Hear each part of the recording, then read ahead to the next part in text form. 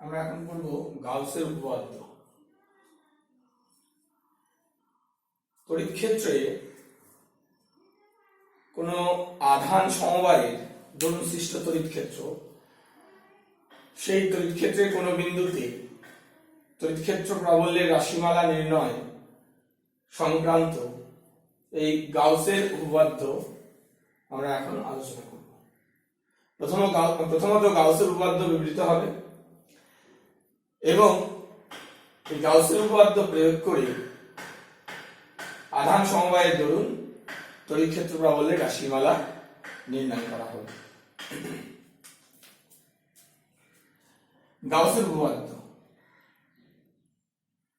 উপপাদ্য বলেছে কোন বদ্ধ তল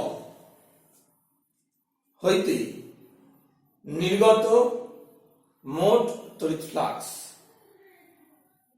কি বললাম, কোন বদ্ধ তল হইতে নির্গত মোট তড়িৎ ফ্লাক্স ওই বদ্ধ তল দ্বারা আবদ্ধ আধানে 1/ε0 গুণ।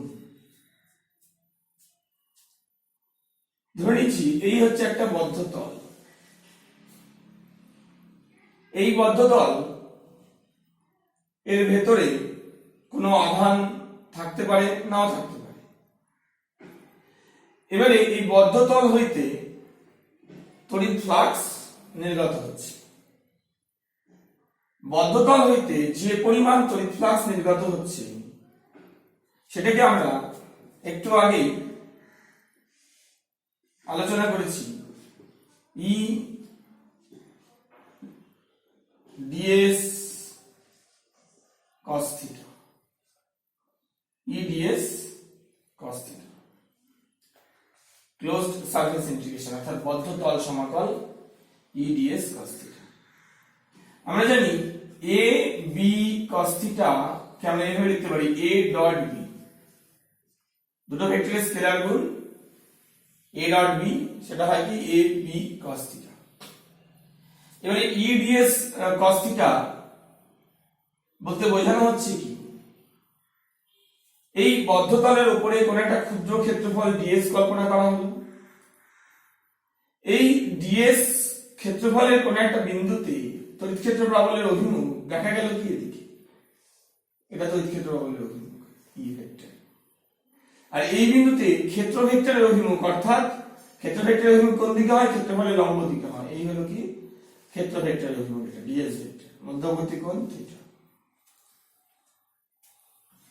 তাহলে এই ds তলের ds ক্ষুদ্র ক্ষেত্রফলের মধ্য দিয়ে নির্গত তড়িৎ ফ্লাক্স হবে d phi E cos theta into ds। এটা আমরা বলেছি তড়িৎ flux d phi E cos theta into ds। সংজ্ঞাটা কি বলা হয়েছিল, তড়িৎ ফ্লাক্স হলো কোন তলের মধ্য দিয়ে লম্বভাবে নির্গত বক্ররেখার সংখ্যা। আমরা জানি কোন বিন্দুতে তড়িৎ ক্ষেত্র প্রাবল্যের অভিমুখ তড়িৎ বক্ররেখার উপরে স্পর্শক দ্বারা নির্দেশিত হয়, স্পর্শকের অভিমুখ দ্বারা নির্দেশিত হয়। তাহলে এখানে তড়িৎ ক্ষেত্র প্রাবল্যের অভিমুখ এটা, কিন্তু এই তড়িৎ ক্ষেত্র প্রাবল্য এর অভিমুখে বক্ররেখা নির্গত হচ্ছে ঠিকই, কিন্তু এই বক্ররেখাটাই তল দিয়ে কিন্তু লম্বভাবে নির্গত হলো না। তার কারণ এই তলের লম্বের অভিমুখ হচ্ছে এটা। তাহলে আমাকে কি করতে হবে, বক্ররেখার লম্ব উপাংশ নিতে হবে। বক্ররেখার লম্ব উপাংশ নিতে হবে অর্থাৎ E ভেক্টরের উপাংশ কোন দিকে নিতে হবে, s এর দিকে নিতে হবে। তাহলে E ভেক্টরের উপাংশ ds এর দিকে কত হবে, এই cos theta, আর ক্ষেত্রফল কত ds। তাহলে d phi অর্থাৎ এই ds ক্ষেত্রফলের মধ্য দিয়ে নির্গত তড়িৎ flux d phi E cos theta ds, E ds cos theta, close surface integration E cos theta ds। এটাকে আমরা এইভাবে লিখতে পারি E ডট ds, লিখতে পারি E ডট ds। তাহলে close surface integration E dot ds গাউসের উপপাদ্য অনুযায়ী এইটাই হচ্ছে বদ্ধ তল হইতে নির্গত মোট তড়িৎ ফ্লাক্স।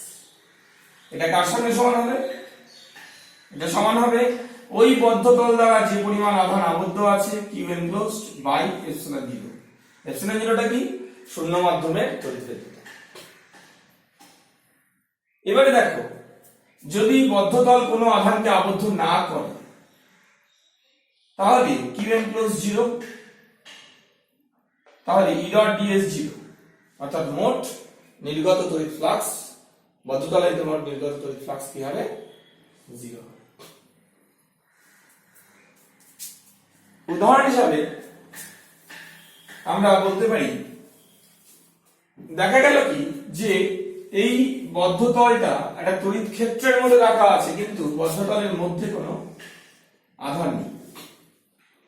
তাহলে কিছু সংখ্যক বলরেখা এই বদ্ধ তল দিয়ে অতিক্রম যখনই করবে তখন কিছু বলরেখা কি হবে? ঢুকবে বদ্ধ তল দিয়ে, আর কিছু বলরেখা কি বেরোবে। তাহলে একটা কথা রাখবো, যদি আমি লক্ষ্য করি এখানে ডিএস কল্পনা করি, তাহলে ডিএস ভেক্টরের অভিমুখ সর্বদা তলের সঙ্গে লম্বভাবে বাইরের দিকে, কিন্তু এই বিন্দুতে যদি স্পর্শক অঙ্কন করি, এই বিন্দুতে স্পর্শক অঙ্কন করলে পারে ই ভেক্টরের অভিমুখ এদিকে হবে, কিন্তু ডিএস ভেক্টরের অভিমুখ এই তলে লম্বভাবে এদিকে হবে। দেখো এই কোণটা কত হচ্ছে? স্থূল কোণ। স্থূল কোণ মানে 90 ডিগ্রি বেশি, cos থিটা তখন কি নেগেটিভ হবে। তাহলে এক্ষেত্রে ডিফাই যেটা হবে, ফ্লাক্স ডিফাই হবে কি হবে? ই, এক্ষেত্রে ই এটা আর থিটা, এটা ডিএস, এটা থিটা, বুঝতে পারছি? তাহলে এক্ষেত্রে ই ডিএস cos থিটা এই ভ্যালুটা নেগেটিভ হবে, যেহেতু থিটাটা কি 90 বেশি। কিন্তু এখানে যদি আমি স্পর্শকটা নিই, এটা ই ভেক্টর, আর এখানে আমি ক্ষুদ্র ক্ষেত্রফল কল্পনা করলাম, এটা কি ডিএস ভেক্টর। এক্ষেত্রে ডিএস আর ই ভেক্টরের মধ্যবর্তী কোণ কত হচ্ছে? সূক্ষ্ম কোণ হচ্ছে। তাহলে এক্ষেত্রে ডিফাই এটা পজিটিভ হবে। তাহলে তোমরা লক্ষ্য করো যে এই তল দিয়ে বলরেখা প্রবেশ করেছে, তাহলে সেই ফ্লাক্সটা মানে সেই তড়িৎ ফ্লাক্সটা কিন্তু ইনওয়ার্ড তড়িৎ ফ্লাক্স, মানে অন্তর্মুখী তড়িৎ ফ্লাক্স। কিন্তু এই তল দিয়ে তড়িৎ বলরেখাগুলো বেরোচ্ছে, এটা কি হবে? বহির্মুখী তড়িৎ ফ্লাক্স। তাহলে আমরা দেখতে পাচ্ছি অন্তর্মুখী তড়িৎ ফ্লাক্স এটা নেগেটিভ, অন্তর্মুখী তড়িৎ ফ্লাক্স, আর এখানে বহির্মুখী তড়িৎ ফ্লাক্স এটা কি হচ্ছে? পজিটিভ। বুঝতে পারলাম কি বললাম? অন্তর্মুখী তড়িৎ ফ্লাক্স কি হবে? নেগেটিভ, আর বহির্মুখী তড়িৎ ফ্লাক্স পজিটিভ। এখানে আরেকটা বিষয় লক্ষণীয়, সেটা হচ্ছে কি, একটা নির্দিষ্ট ক্ষেত্রফলের মধ্যে দিয়ে যতগুলো তড়িৎ বলরেখা প্রবেশ করেছে, অন্য প্রান্ত দিয়ে বা অপর প্রান্ত দিয়ে ঠিক ততগুলো বলরেখাই বেরিয়ে গেছে। তাহলে ইনওয়ার্ড ফ্লাক্স যদি নেগেটিভ হয় আর আউটওয়ার্ড ফ্লাক্স যদি পজিটিভ হয়, তাহলে মোট নির্গত ফ্লাক্স কি হবে? শূন্য হবে। কেন শূন্য হলো? দেখে বোঝাই যাচ্ছে যে এই বদ্ধ তল কোনো আধানকে আবদ্ধ করেনি, বদ্ধ তলের বাইরে কোথাও আধান সমবায় আছে, যার জন্য এই অঞ্চলটায় তড়িৎ ক্ষেত্র তৈরি হয়েছে। বোঝা গেছে? তাহলে এখানে আমরা কি পাচ্ছি?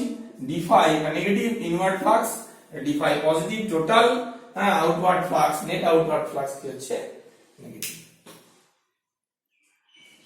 গাউসের উপপাদ্যটাকে এভাবেও আবার ব্যাখ্যা করা যায়, বা স্টেটমেন্টটা দেওয়া যায়, স্টেটমেন্টটা বলতে পারি, বিবৃতিটা, সেটা হচ্ছে যে তড়িৎ ক্ষেত্র ভেক্টরের বদ্ধ তল সমাতল, এবং অবশ্যই এই তড়িৎ ক্ষেত্র ভেক্টরটা নেট ইলেকট্রিক ফিল্ড হতে হবে, লব্ধি তড়িৎ ক্ষেত্র প্রাবল্য। অর্থাৎ লব্ধি তড়িৎ ক্ষেত্র প্রাবল্যে কি? Surface integration. কেমন surface integration? Closed surface integration, অর্থাৎ বদ্ধ তল সমাকল। ঠিক আছে? সেটা কার সঙ্গে সমান?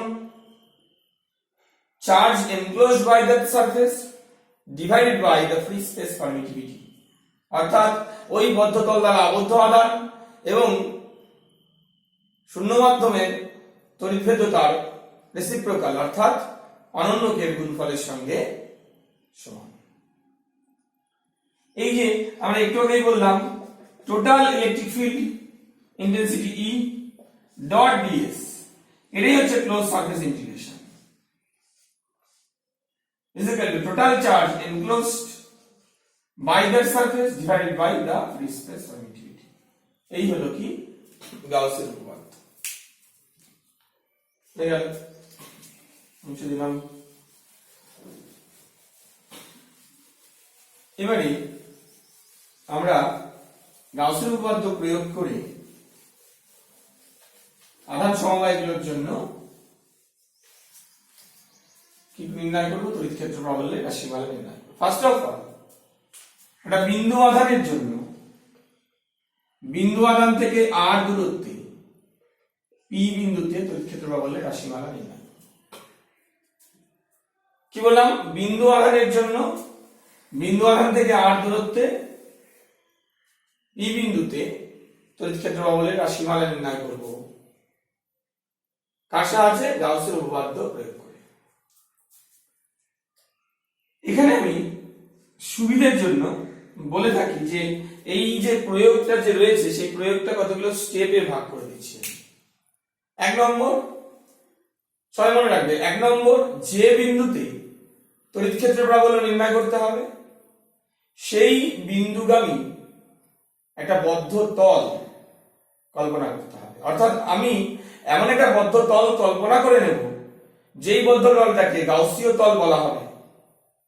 সেই গাউসীয় তলটা ওপরে অবশ্যই ওই বিন্দুটা থাকবে যে বিন্দুতে আমাকে ক্ষেত্র প্রাবল্যের রাশিমালা নির্ণয় করতে বলা হয়েছে। সেকেন্ড স্টেপ, যে বিন্দুতে তুমি ক্ষেত্র প্রাবল্য নির্ণয় করবে গাউসীয় তলের উপর ওই বিন্দুর চারিদিকে একটা ক্ষুদ্র ক্ষেত্রফল কল্পনা করতে হবে। 3 নম্বর স্টেপ, ওই ক্ষুদ্র ক্ষেত্রফলের মধ্য দিয়ে নির্গত তড়িৎ ফ্লাক্স সেটা দেখতে হবে কত হচ্ছে তড়িৎ ফ্লাক্স, সেটাকে আমি ডিফাই বলব। এরপর ওই ডিফাইকে আমি ইন্টিগ্রেট করব, মানে সমাকল করব ওভার দা ক্লোজ সারফেস। অর্থাৎ ওই যে বদ্ধতল আমি ধরে নিয়েছিলাম ওই বদ্ধতলের উপরেই ওই যে ডিফাই তার ইন্টিগ্রেশন করব। ঠিক আছে, তাহলে ফার্স্ট কাজ হচ্ছে কি? ফার্স্ট কাজ হলো যে বিন্দুতে প্রাবল্য, এই যে পি বিন্দুতে প্রাবল্য, এই পি বিন্দুগামী একটা গাউসীয় তল কল্পনা করব। এবারে প্রশ্নটা হলো যে গাউসীয় তল কেমন হবে দেখতে? উত্তরটা খুব সহজ। আধান সমবায়ের আকারের উপর নির্ভর করবে গাউসীয় তলটা কেমন হবে। এবং আমাদের ক্যালকুলেশনের সুবিধার জন্য গাউসীয় তলটা এমন ভাবে ধরে নেব যাতে মোট তড়িৎ ক্ষেত্র ভেক্টরের ওই পি বিন্দুতে যে মোট তড়িৎ ক্ষেত্র ভেক্টরটা হবে সেই মোট তড়িৎ ক্ষেত্র ভেক্টরের ভেক্টর এর যে আমরা সারফেস ইন্টিগ্রেশন করব, ক্লোজ সারফেস ইন্টিগ্রেশন যেটা করব এই ভেক্টরটা, সেই ইন্টিগ্রেশনটা করার জন্য সহজতর হয়, হ্যাঁ, সেরকমই একটা আমরা গাউসীয় তল কল্পনা করব। এবং ওই গাউসীয় তলের উপর প্রত্যেকটা বিন্দুতে তড়িৎ ক্ষেত্র প্রাবল্যের মান সব জায়গায় সমান হবে। ঠিক আছে, এবারে তাহলে প্রথমত আমি এই ঘটনাটা দেখে নিই। পি বিন্দুগামী এক্ষেত্রে গাউসীয় তলটা কেমন হবে? তাহলে যেহেতু বিন্দু আধান, তাহলে বিন্দু আধান থেকে সমদূরবর্তী হতে হবে। ঠিক আছে, গাউসীয় তলের উপর অবশ্য প্রত্যেকটা বিন্দু ওই বিন্দু আধান থেকে সমদূরবর্তী হতে হবে যাতে তড়িৎ ক্ষেত্র প্রাবল্যের মান সমান হয়। That is electric field intensity over the Gaussian surface is constant. Electric field magnitude of the electric field intensity. ঠিক আছে, তাহলে এই হলো গাউসীয় তলটা। তাহলে এই ক্ষেত্রে কেমন হবে দেখতে? গাউসীয় তলটা এই ক্ষেত্রে হবে একটা স্ফিয়ার, একটা গোলক। ঠিক আছে, এই যে গাউসীয় তলটার ক্ষেত্রে কি হলো? একটা গোলক।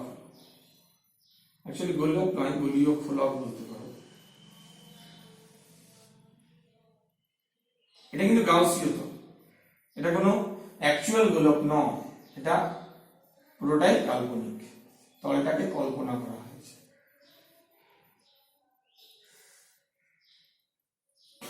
ঠিক আছে, এবারে এই তলের উপর আমি সেকেন্ড স্টেপ কি বলেছিলাম? যে বিন্দুতে প্রাবল্য নির্ণয় করতে হবে তলের উপর এই বিন্দুতে আমাকে একটা ডিএস ক্ষুদ্র ক্ষেত্রফল কল্পনা করতে হবে। তলের উপরে এই বিন্দুতে আর ds ক্ষুদ্র ক্ষেত্রফল।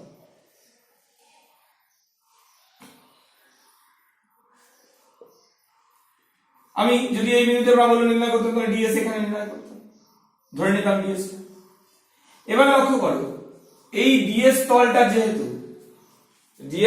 যেহেতু ওই খোলকের উপরে অবস্থিত, ds তলটা খোলকটার উপরে অবস্থিত হবে, তাহলে খোলকটার কেন্দ্র থেকে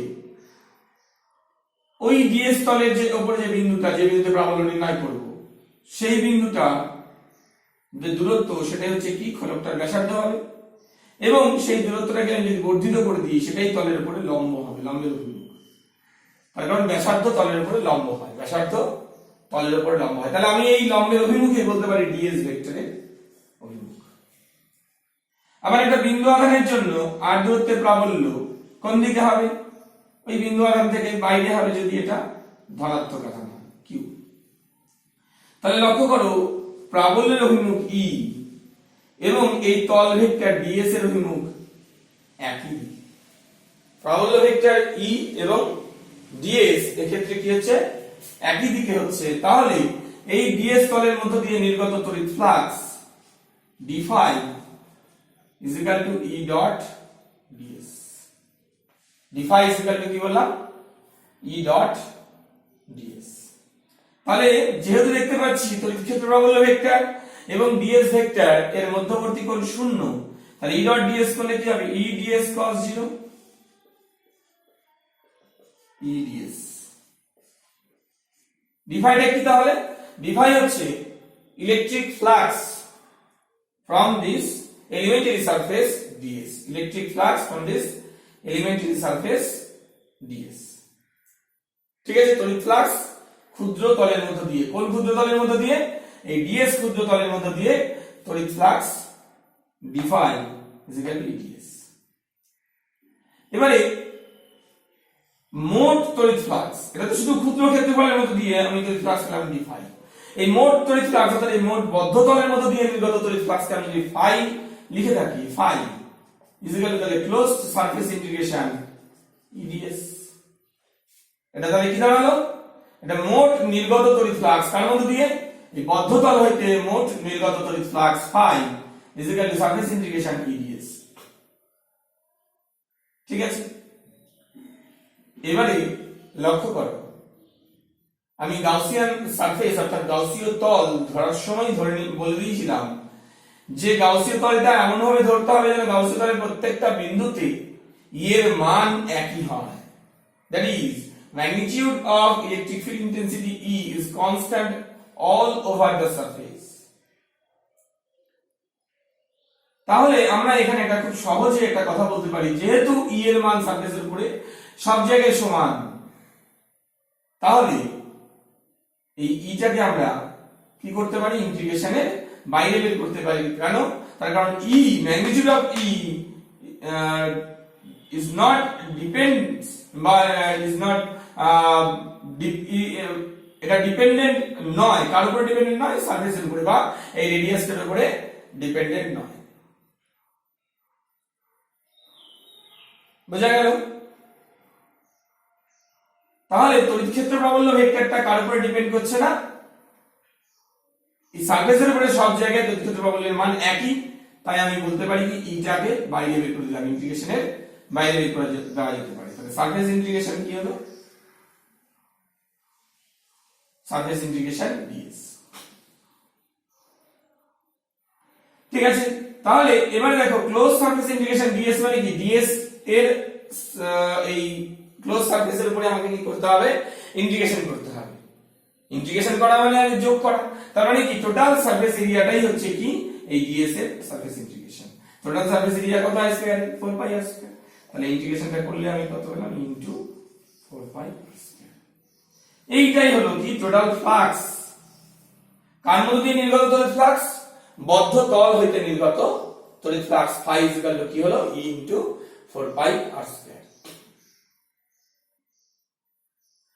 এবারে গাউসের উপপাদ্য প্রয়োগ করতে হবে।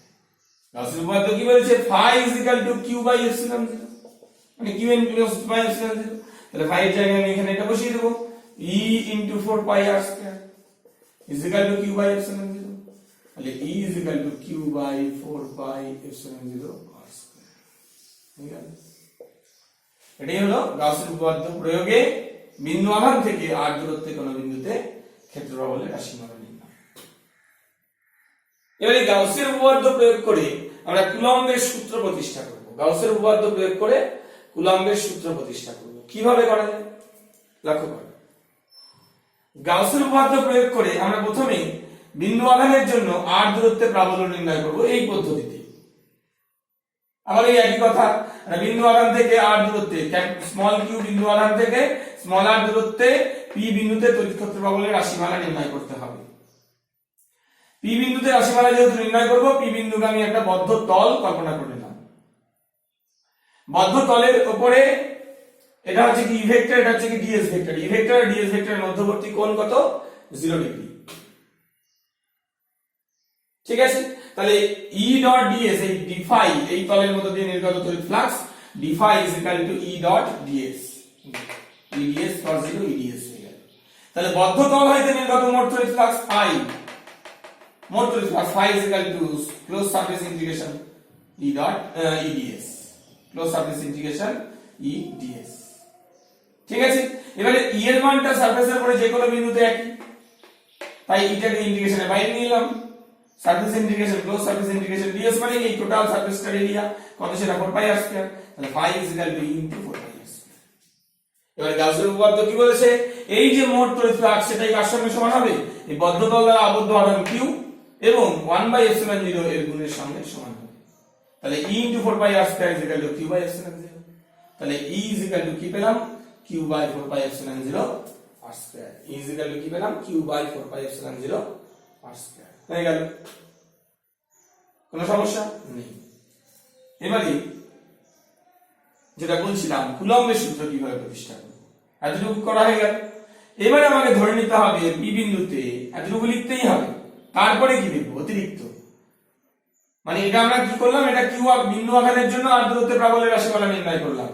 কিন্তু প্রশ্নটা যদি বলে যে গাউসের উপপাদ্য থেকে কুলম্বের সূত্র প্রতিষ্ঠা করো, তখন আমরা ফার্দার এতটুকু করার পরে ফার্দার দুটো স্টেপ করতে হবে। কি কি বলতে হবে? যে p বিন্দুতে ধরে নিতে হবে একটা q ড্যাশ আধান যদি থাকে, গাউসীয় তলের উপরে p বিন্দুতে একটা q ড্যাশ আধান রয়েছে,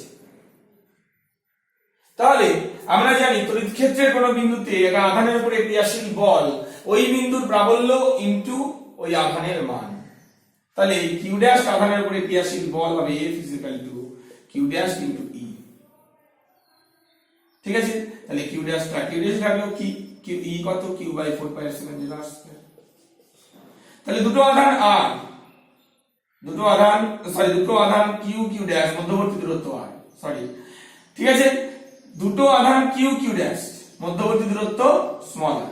তাহলে তাদের মধ্যে ক্রিয়াশীল বল F is equal to q dash by 4 pi epsilon 0 r square। এটাই হচ্ছে কি কুলম্বের সূত্র। পেয়ে গেলাম আমরা গাউসের উপপাদ্য থেকে কুলম্বের সূত্রের প্রতিষ্ঠা। এবারে আরো একটা প্রয়োগ, গাউসের উপপাদ্য প্রয়োগে আমরা এবারে দেখব আহিত খোলকের ভেতরে বাইরে ও পৃষ্ঠে তড়িৎ প্রাবল্যের রাশিমালা নির্ণয় করব। গোলীয় খোলক, ফাঁপা নয়, সলিড নয়, ফাঁপা, ভেতরে ম্যাটেরিয়াল নেই।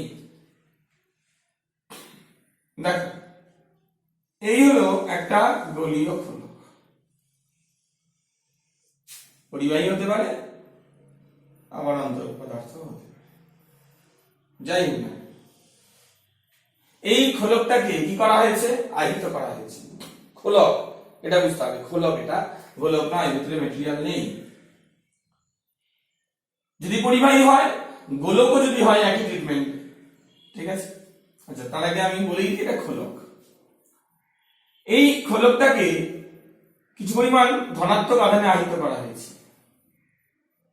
তাহলে সেই ধনাত্মক আধান খোলকের পৃষ্ঠে অবস্থান করবে। আহিত করা হয়েছে, আধান পৃষ্ঠে রয়েছে। কত পরিমাণ আধানে আহিত করা হয়েছে? Capital Q plus capital Q আধানে আহিত করা হয়েছে। ধরে নিচ্ছি, সবই ধরে নেওয়া হচ্ছে, এটা কিন্তু একটা আহিত গোলীয় খোলক।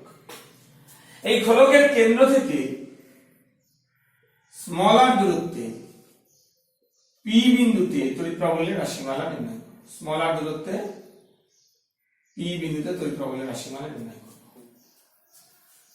ঠিক আছে, যে বিন্দুতে তড়িৎ প্রবাহ নির্ণয় করতে হবে সেই বিন্দুগামী গাউসীয় তল। এই বিন্দুটা এখানে ছবিতে দেখানো হচ্ছে কি খোলকের পৃষ্ঠ থেকে বাইরে, মানে খোলকের বাইরের কোনো বিন্দু।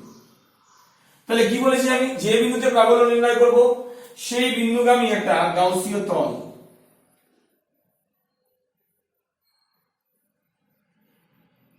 সেই বিন্দুগামী একটা গাউসীয় তল কল্পনা।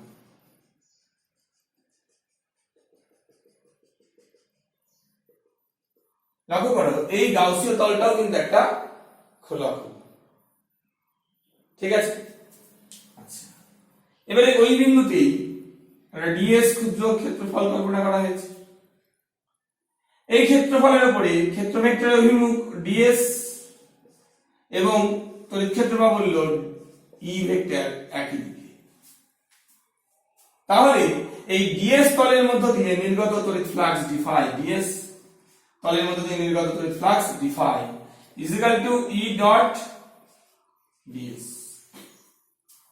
ডিএস ক্ষেত্রফলের মধ্য দিয়ে নির্গত তড়িৎ flux D phi is equal to কি হবে, ই ডট ডিএস। সেটা কি লিখতে পারি আমরা, ই ডিএস cos 0 শুধুমাত্র হলো E DS. D phi is equal to হলো কি ই ডিএস, অর্থাৎ ডিএস ক্ষেত্রফলের মধ্য দিয়ে নির্গত তড়িৎ flux D phi is equal to E DS. ঠিক আছে, এবারে এই গাউসীয় তল দিয়ে নির্গত মোট তড়িৎ ফ্লাক্স আমাকে নির্ণয় করতে হবে। তার জন্য কি করতে হবে, phi is equal to integration D phi close surface integration is equal to E DS close surface integration. ঠিক আছে, এবারে এই গাউসীয় তলের উপরে প্রত্যেকটা বিন্দুতে ই এর মান ফিক্সড। গাউসীয় তলটা কি খোলক, গোলীয় খোলক। তাহলে আমরা বলতে পারি গাউসীয় তলের উপরে প্রত্যেকটা বিন্দুতে ই এর মান একই। তাহলে কি করতে হবে, এইটাকে ইন্টিগ্রেশনের বাইরে নিয়ে আসতে পারবো আমরা। ক্লোজ সারফেস ইন্টিগ্রেশন ডিএস করে দিলাম। তাহলে ডিএস এর ইন্টিগ্রেশন করলে পরে এটা কি হবে, এই দূরত্বটা তো আর, ব্যাসার্ধটা আর, তাহলে এই গাউসীয় তলের যেটা ক্ষেত্রফল, হ্যাঁ সেটাই হচ্ছে ডিএস এর ক্লোজ সারফেস ইন্টিগ্রেশন। তাহলে ই ইনটু 4 পাই আর স্কয়ার, এই গেল আমরা ফাই। অর্থাৎ লক্ষ্য করে আছে কি এই যে গাউসীয় তল, এই গাউসীয় তল হইতে নির্গত মোট তড়িৎ ফ্লাক্স বেরোলো এটা। এবারে লক্ষ্য করো এই যে গোলীয় খোলকটা কিন্তু গাউসীয় তলের ভেতরেই আছে। কি বললাম লক্ষ্য করতে আমি, এই যে গোলীয় খোলক গাউসীয় তলের ভেতরেই আছে। গোলীয় খোলকের বাইরে মোট আধান প্লাস কিউ, তাহলে গাউসীয় তলের ভেতরে কত আধান আছে, প্লাস কিউ। এটা তাহলে আমি কি লিখতে পারি, মোট flux E into 4 pi R square, সেটা এই গাউসীয় তল দ্বারা আবদ্ধ আধান Q divided by free space permittivity. তাহলে ই রাশিমালা গাউসীয় তলের পরে এই যে বিন্দুতে তড়িৎ ক্ষেত্রফলের রাশিমালা, অর্থাৎ এই গোলীয় খোলক, আহিত গোলীয় খোলকের কেন্দ্র থেকে স্মলার দূরত্বে কোন বিন্দুতে তড়িৎ ক্ষেত্রফলের রাশিমালা E is equal to Q by 4 pi epsilon 0 r।